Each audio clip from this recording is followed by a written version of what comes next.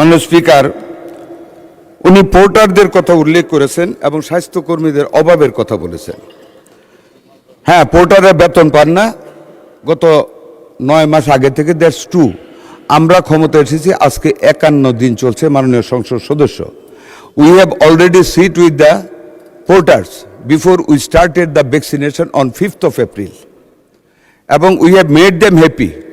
আজকে সকালেও আমরা সচিবালয়ে মিটিং করেছি। পোর্টারদের বেতন দেওয়া আমরা পর্যায়ক্রমে শুরু করতেছি 2-1 দিনের ভিতরে।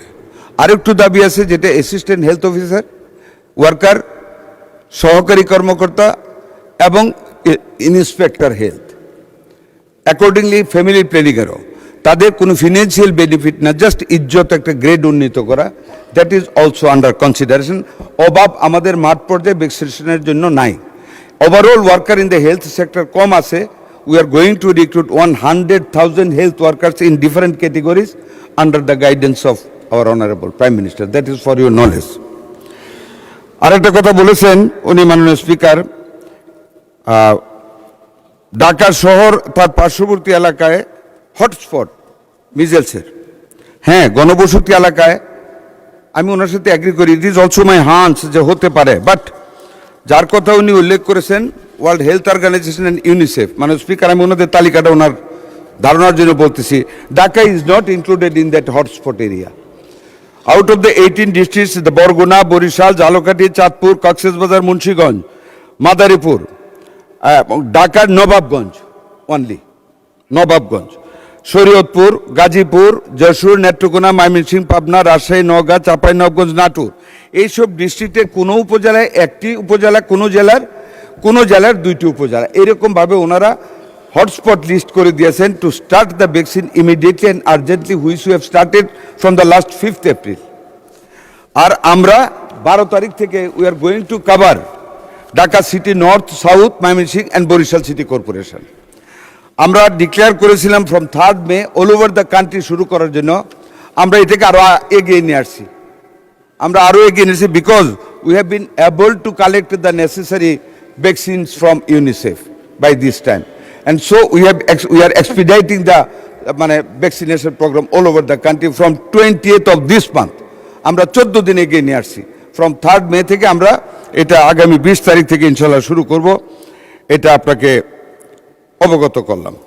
মাননীয় স্পিকার, আমি সার্বিকভাবে ওনার বাকি কথাগুলোর আরেকটা কথা বলেছেন উনি, গবেষণায় দেখা গেছে হাম কেবল একটা ভাইরাস তো, এটি একটি ইমিউন এমনেশিয়া তৈরি করে, যাতে হামের পরে বাচ্চারা অন্য রোগে মারা যেতে পারে। মাননীয় সংসদ সদস্য, জাতিকে যদি আমরা খুব ভয় দেখিয়ে ফেলি তাহলে কিন্তু জাতি রোগাগ্রস্ত হয়ে যায়। রোগীর পাশে পজিটিভ কথা বলতে হবে। হাম কিন্তু আমারও ছোটোবেলা হয়েছে, নিশ্চয়ই আপনারও হয়েছে। অল বেবি হাম হয়, কিন্তু আমরা কিন্তু সব মরে যাই না। আমাদের কিন্তু এখন লংজিভিটি আরও বৃদ্ধি পেয়েছে ইনশাল্লাহ। একদিক দিয়ে নিউট্রিশন ফল হয়, আরেক দিক দিয়ে নিউট্রিশন ইন হয় আমাদের বডিতে, এবং আল্লাহ তালাই কিন্তু আমাদের রেসিস্ট্যান্ট বৃদ্ধি করে দেয়। আর আমাদের যে হামটা হচ্ছে, আপনি যথার্থ বলেছেন, বিগত সরকারগুলি 2টা সরকারের ব্যর্থতার কারণে হাম হয়েছে, রিকাভারও হচ্ছে আল্লাহর রহমতে। উই আর ফেসিং 2000, আমি উত্তরটা দিচ্ছি মাননীয় স্পিকার ওনার।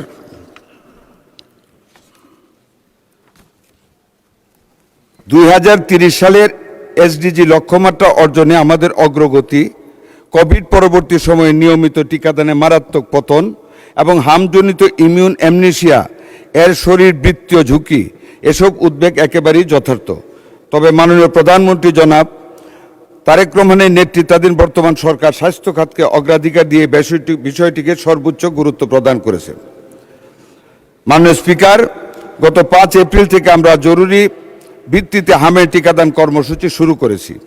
পূর্ববর্তী সরকার সময়ের ব্যর্থতার কারণে ভ্যাকসিন সরবরাহ ব্যবস্থায় ব্যাঘাত এবং অন্তর্বর্তী সরকারের সময় ক্রয় প্রক্রিয়ায় বিলম্ব এবং ব্যর্থতার কারণে সম্প্রতি ভ্যাকসিনের ঘাটতি তৈরি হয়েছিল, এটা সত্য।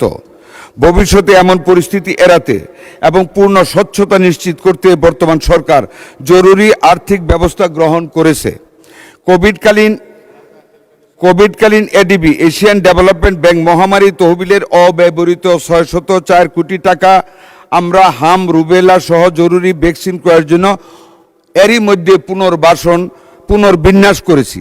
উন্নয়ন অংশীদারদের সাথে বিশেষ করে ইউনিসেফের ক্রয় ব্যবস্থার মাধ্যমে সমন্বয় জোরদার করে দ্রুত ভ্যাকসিন সরবরাহ পুনরুদ্ধার করা হচ্ছে, যেই কারণে আমরা ভ্যাকসিন আগামী সারা দেশব্যাপী 15 দিন এগিয়ে এনেছি। মাননীয় স্পিকার, আমি এই সংসদকে আশ্বস্ত করছি যে ভ্যাকসিনের মজুত এখন স্থিতিশীল অবস্থায় রয়েছে এবং ইপিআই বিশ্ব স্বাস্থ্য সংস্থার মানদণ্ড অনুযায়ী কোল্ড চেইন ব্যবস্থাপনা বজায় রেখে ভ্যাকসিন সংরক্ষণ ও পরিবহন নিশ্চিত করে আসছেন। মাননীয় স্পিকার, একটু অ্যাড করি, আমরা সিঙ্গেল ডোজ বায়াল থেকে আমরা মাল্টি ডোজ বায়ালে এখন যাচ্ছি, যাতে করে সংরক্ষণ রেফ্রিজারেটরে আমাদের জন্য সহজ হয়। এখন 10 ডোজ পার বায়ালে আমরা যাচ্ছি, not in single dose per bowel নিশ্চিত করেছে। ভবিষ্যতে এই ব্যবস্থাপনা জোরদারে সরকার কাজ করে যাচ্ছে। এছাড়াও ইউনিসেফের মাধ্যমে 419 কোটি টাকার ভ্যাকসিন ক্রয় প্রক্রিয়া চূড়ান্ত পর্যায়ে রয়েছে। আমরা 200 কোটি টাকার অলরেডি নিয়েছি, আরও বাকি টাকার ডেলিভারি আমরা আবুধাবি থেকে, যেটা 209টা দেশে তারা ওখান থেকে দেয়, আমরা যাতে সবার আগে পাই এই জন্য আজকে আমরা একটা প্রতিনিধি গ্রুপ পাঠিয়েছি এবং আমরা আশা করি আমরা আগে পাবো। মাননীয় স্পিকার, মাঠ পর্যায়ে মূলত উচ্চ সংক্রমণ এলাকায় টিকাদানের জন্য সর্বশেষ বিতরণ করা হয়েছে 34 লক্ষ। মাননীয় সংসদ সদস্য জানতে চেয়েছিলেন, বিতরণ করা হয়েছে 34,83,000 ডোজ, এক বায়ালে 10 ডোজ। হাম রুবেলা ক্যাম্পেইনের জন্য গ্যাভি এর মাধ্যমে সরকার সর্বমোট প্রায় 2,19,00,000 ডোজ টিকা আমরা পেয়েছি। হাম সংক্রমণ নিয়ন্ত্রণের জন্য যথেষ্ট পরিমাণ টিকা আরও আমাদের আছে এবং চেইন রক্ষা করা হচ্ছে। টিকার কোনো ঘাটতি আমাদের ইনশাল্লাহ হবে না। যেই ঘাটতিটা মোকাবেলা করেছি তার সম্পূর্ণগত বিগত কেয়ারটেকার সরকারের এই ব্যাপারে কোনো গুরুত্ব না দেওয়া এবং ফ্যাসিস্ট সরকারের সম্পূর্ণ ব্যর্থতার কারণে, লুটপাটের কারণে টিকা ব্যবস্থার কার্যক্রমের চেইন রক্ষিত হয়নি এবং সরবরাহ নেয়নি, যেটা আমরা আল্লাহর রহমতে, আল্লাহর উপর ভরসা করে বলি, আমরা আমাদের মাননীয় প্রধানমন্ত্রীর গতিশীল এবং বিচক্ষণ নেতৃত্বে আমরা এরই মধ্যে বাংলাদেশের 18 থেকে 20 কোটি মানুষের শিশুদের জন্য টিকা সংরক্ষণ এবং সরবরাহ চেইন নিশ্চিত করতে সক্ষম হয়েছি। আপনাকে ধন্যবাদ মাননীয় স্পিকার।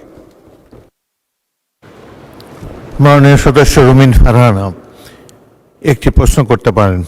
স্পিকার, আপনাকে ধন্যবাদ। মাননীয় স্পিকার, আমাদের মন্ত্রী মহোদয় অত্যন্ত সেনসিটিভ হয়ে গেলেন। উনি লক্ষ্য করলেন না যে আমি সংসদে সবার মধ্যে সীমাবদ্ধ না থেকে কথাটি উত্থাপন করিনি।